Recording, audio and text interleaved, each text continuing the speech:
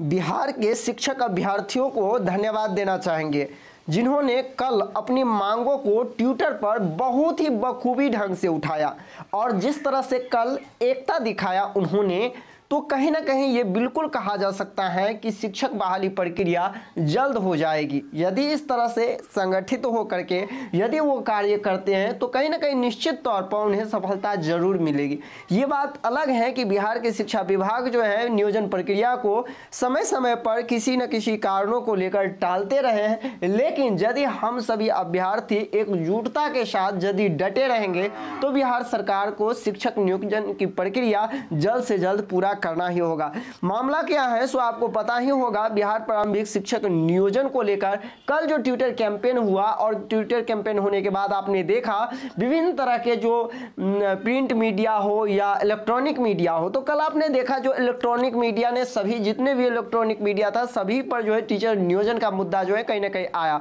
शिक्षा मंत्री भी अपना बयान दिए, बहुत दिन से अपना बयान भी नहीं दिए थे, लेकिन अब जो आज देख रहे हैं जितने भी पेपर है चाहे वो बिहार के कोई भी छोटे बड़े पेपर हो, सभी में बिहार प्रारंभिक शिक्षक नियोजन का मुद्दा सामने। हम बारीकी ढंग से एक एक पेपर में दिखाएंगे जो क्या कुछ कहा गया है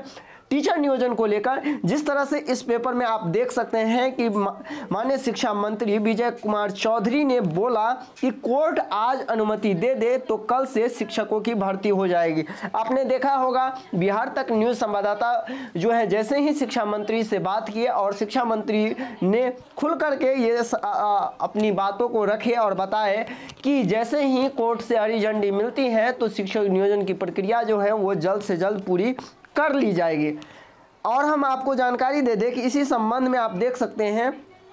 सभी पेपरों ने बढ़ चढ़ के इस बातों को एकदम से दर्शाया है कि ट्विटर पर दिन भर उठती रही शिक्षक नियोजन की मांग। आपने देखा होगा, देखिए 7 लाख अप्रॉक्स 8 लाख के आसपास ट्वीट हो जाना कहीं ना कहीं साधारण सी बात नहीं है। ये देश में और घंटों घंटों तक टॉप ट्रेंडिंग में रहना बहुत बड़ी बात होती है और ये कहीं ना कहीं आपकी जो एकता है उसको दर्शा रहा है। और इसमें भी यही बात कहा गया है कि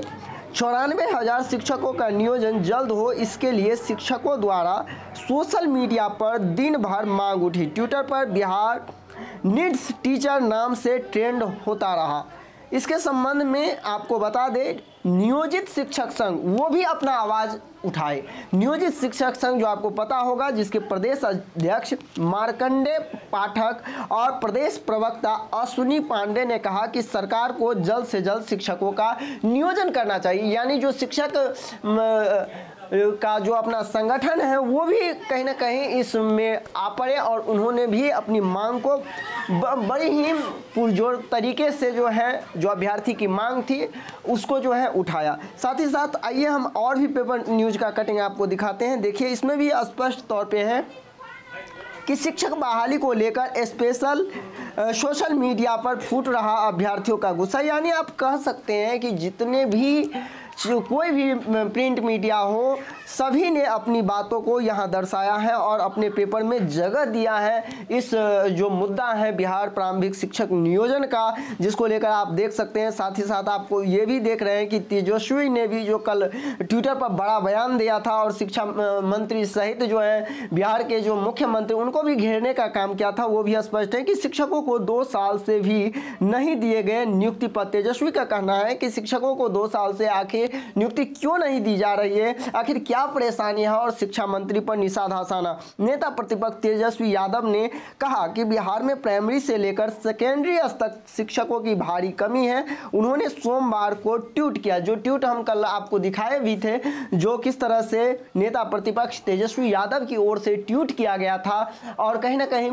जो सत्ता पक्ष के जो मंत्री हैं उनको निशाना पे लिए थे, जो आखिर क्यों नहीं वर्षों से लाखों जो शिक्षक के पद खाली हैं उनको भरा जा रहा है। आप देख सकते हैं हर एक न्यूज यदि हम बात करें तो छोटे से छोटे जो भी पेपर हैं, चाहे वो दैनिक जागरण की बात करें, हम दैनिक भास्कर की बात करें, हिंदुस्तान पेपर की बात करें, प्रभात खबर की बात करें और भी बहुत सारे ऐसे प्रिंट मीडिया हैं, सभी में जो है शिक्षक नियोजन का मुद्दा कहीं ना कहीं जो आप देख सकते हैं जो बहुत ही हाईलाइटेड करके ये मुद्दा को रखा गया है। आप देख सकते हैं शिक्षा मंत्री का बयान भी आ गया। तो ऐसे में ये पूर्ण रूप से कहा जा सकता लगता है कि जितने भी शिक्षक अभ्यर्थी हैं यदि वो इसी तरह एकजुट रहते हैं तो सरकार को निश्चित तौर पर इस बहाली को जल्द से जल्द पूरा करना होगा। अब आगे की रणनीति क्या होगी उस पर भी जो है आपको 1 से 2 दिन के अंदर बता दिया जाएगा। वैसे सरकार भी इसके पक्ष में क्या कुछ कर रहे हैं, पटना हाईकोर्ट की जो बात कही है शिक्षा मंत्री ने, जो केस का मेंशनिंग हो करके उसका सुनवाई हो जाएगा, मामला खत्म हो जाएगा,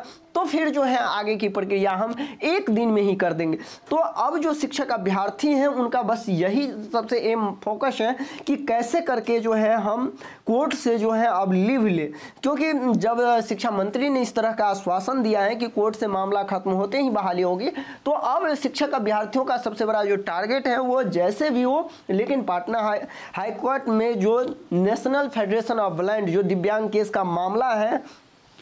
उसको कहीं ना कहीं अब जो है जल्द से जल्द उस मामला को निपटारा करने पर सोच रहे हैं, इसकी रणनीति बना रहे हैं, जो आखिर किस प्रक्रिया से क्या किया जाए, जिस तरह से जो कोर्ट में मामला लंबित है उसको जल्द से जल्द निष्पादित किया जाए। आप देख रहे हैं माननीय शिक्षा मंत्री ने भी इस संबंध में यही कहा है कि दिव्यांग के लिए जो पद हैं, देखिए अब यहाँ 2 सवाल खड़े होते हैं कि जब शिक्षा मंत्री इस तरह की बयान दे रहे हैं कि यदि न्यायालय को इसमें कोई लगता है ऐसा तो उस पद को छोड़ दिया जाए, तो ये भी यहाँ 2-3 सवाल ऐसा उठता है कि क्यों ना शिक्षा मंत्री जिस तरह से बयान दिए हैं तो पटना हाईकोर्ट को इस तरह बताया जाए कि उतने पद को आप जो है सुरक्षित रख लीजिए और बाकी जो पद है उस पर बहाली होने दीजिए, उस पर जो स्टे ऑर्डर लगा है उसको आप हटाइए। तो इस तरह की बहुत सारे कई बात हैं जिस पर जो है अब डिस्कस होना प्रारंभ हो चुका है, और जैसे ही इस पर जो कोई नया निर्णय आएगा तो आप लोग के बीच भी हम रखेंगे। लेकिन अब जो जितने हमारे शिक्षक अभ्यर्थी के जो संगठन है, जितने हमारे